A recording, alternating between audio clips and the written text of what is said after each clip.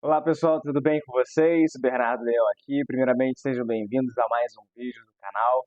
No vídeo de hoje nós falaremos sobre a igreja de Esmirna, segunda igreja do livro de Apocalipse. E se você ainda não assistiu ao nosso vídeo sobre a primeira igreja, a igreja de Éfeso, quero te recomendar a entrar lá no canal e assistir esse primeiro vídeo, pois eu tenho certeza que vai edificar muito a sua vida. Se você ainda não é inscrito no nosso canal, não deixe de se inscrever, deixar o seu like, bem como comentar no vídeo de hoje.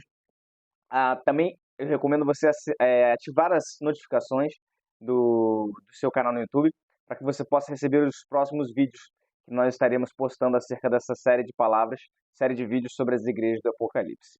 Então, primeiramente, como eu falei no vídeo passado, a gente está dividindo esses vídeos em três partes. Basicamente, na primeira parte nós falamos sobre o contexto histórico da igreja de Esmina e das igrejas do Apocalipse. No vídeo de hoje eu falarei sobre o contexto histórico da igreja de Esmina. Na segunda parte eu falarei sobre a estrutura da carta endereçada à igreja de Esmina, como essa carta, qual era a estrutura dela, as partes que, vamos dizer assim, correspondiam ao texto, certo? E por fim, nós falaremos sobre quais eram as características, né, da igreja de Esmina que nós podemos hoje trazer para a igreja atual, certo? Então, né, sem mais delongas, vamos iniciar agora a nossa análise da igreja de Esmina, segunda igreja do livro de Apocalipse. A igreja de Esmina, em termos de históricos, contextualizando historicamente a igreja de Esmina, a cidade ela foi reconstruída por Alexandre o Grande em 290 a.C., certo? Então, não existe uma data exata para a construção da cidade de Esmirna. Ela se localiza hoje, atualmente, na Turquia. Ela é a única das sete cidades do, das igrejas do livro de Apocalipse que ainda existe, certo? Todas as demais igrejas e demais cidades não existem mais. Mas a cidade de Esmirna, hoje ela é conhecida como Izmir, cidade de Izmir, na Turquia. Então ela ficava 56 quilômetros ao norte de Éfeso, certo? Era uma cidade portuária, bem como uma cidade extremamente voltada para a exportação. E em termos, como eu já falei aqui, em termos de origem, curiosidade, em termos de... Essa é a curiosidade que eu falei, né? Ela é a primeira cidade, é a única cidade, na verdade, que não, não foi destruída, ainda existe nos dias atuais. Ela é uma cidade que foi caracterizada também pelo culto, por templos dedicados ao culto ao imperador romano, certo? Então, a igreja de Esmirna, que foi fundada muito provavelmente pelo apóstolo Paulo, ou existem teorias que dizem que foi o apóstolo Paulo, outras dizem que foram os cristãos de Pentecoste. O importante é que a igreja de Esmirna era um centro de adoração extremamente dedicado ao imperador romano. Em 26 depois de Cristo, ela ganhou um concurso basicamente para se tornar a primeira cidade a ter um templo dedicado ao imperador Tibério. Então, o que nós aprendemos com isso? Que a cidade de Esmirna era uma cidade extremamente pagã, idólatra. Só que, ao mesmo tempo, ela abrigava uma grande quantidade de judeus. E esses judeus, eles exerciam uma extrema perseguição aos cristãos daquela época, daquela região, daquela cidade. Tanto é que, como nós vamos ver aqui, a cidade de Esmirna, a igreja de Esmirna, ela é conhecida pela perseguição que ela sofreria, certo? Então, dado esse contexto histórico, nós podemos entender que a cidade de Esmirna era uma cidade extremamente peculiar no sentido de que ela era voltada basicamente para cultos ao imperador romano, tanto é que a deusa Roma, ela recebeu um templo, ela foi construída na cidade de Esmirna. Então, não somente o culto ao imperador romano, mas também o culto à religião romana, naquela época, a mitologia romana. E como nós vamos ver também, nesse ambiente de paganização, os próprios judeus que habitavam a cidade de Esmirna eram extremamente perseguidores da igreja cristã.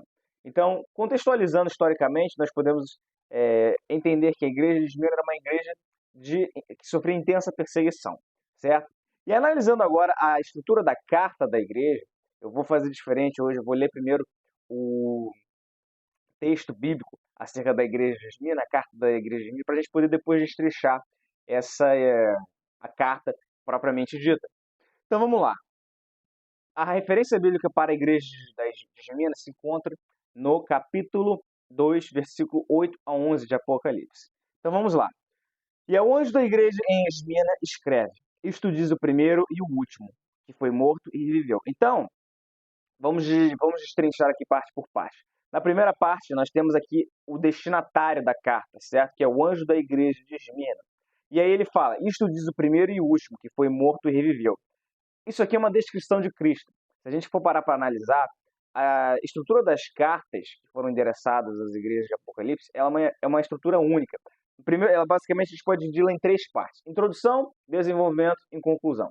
Na introdução, você tem o que a gente chama de destinatários, ou seja, a quem é destinada aquela carta, a carta do anjo, certo? Aos anjos das igrejas de Apocalipse.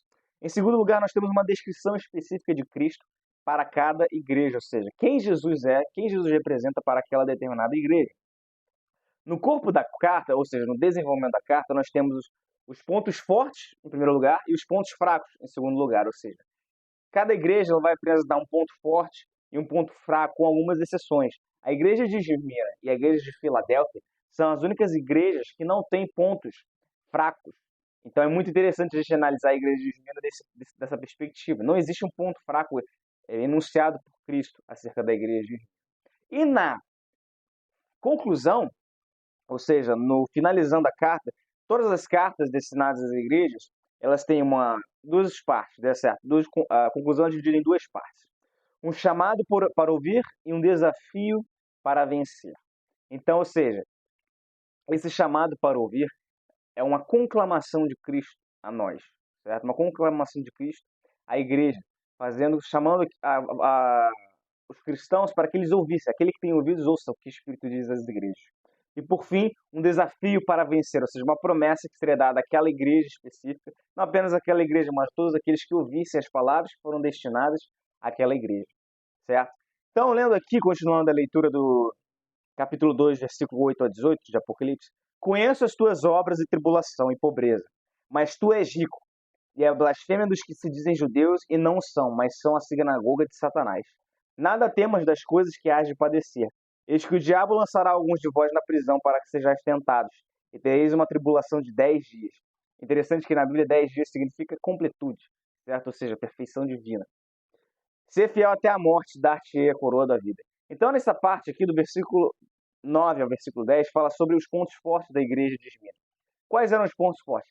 Era uma igreja que era pobre, em outras palavras, era rica ao mesmo tempo. Ou seja, era uma igreja que estava passando por uma intensa perseguição por parte dos judeus e do próprio Império Romano. Mas essa igreja, ela permaneceu fiel, ela perseverou em meio a esse período de tribulação. Especialmente feita, né, uma perseguição especialmente realizada por judeus, que consideravam os cristãos como hereges. Olha que doideira, né? Os próprios judeus que haviam solicitado a crucificação de Jesus, esses judeus, eles perseguiram intensamente a igreja de Esmirna, os cristãos da igreja de Esmirna, certo? Tanto é que o apóstolo João fala que eles correspondiam à sinagoga de Satanás. E continuando aqui, fala sobre os cristãos que seriam perseguidos, certo? O diabo lançará alguns de vós na prisão para que sejais tentados, e terei uma tribulação de 10 dias. Ser fiel até a morte, e dar-te-ei a coroa da vida. Para você ter uma ideia, o bispo Policarpo, que foi discípulo do apóstolo João, ele discipulou, pastoreou a igreja de Esmirna, ele foi condenado e morto na fogueira indiciado por judeus, por ele não querer prestar culto a César, não considerar César como senhor, porque obviamente havia, como eu falei, o culto ao imperador romano naquela época. Então, como nós podemos ver, os cristãos eram extremamente perseguidos, e a própria história de Policarpo corrobora com essa mensagem, é um testemunho histórico dessa mensagem que foi dada de perseguição à igreja. E para finalizar, qual é o chamado para ouvir? Lembrando que não existe ponto fraco na igreja de Esmirna. Qual que é o chamado para ouvir que foi direcionado à igreja de Esmirna?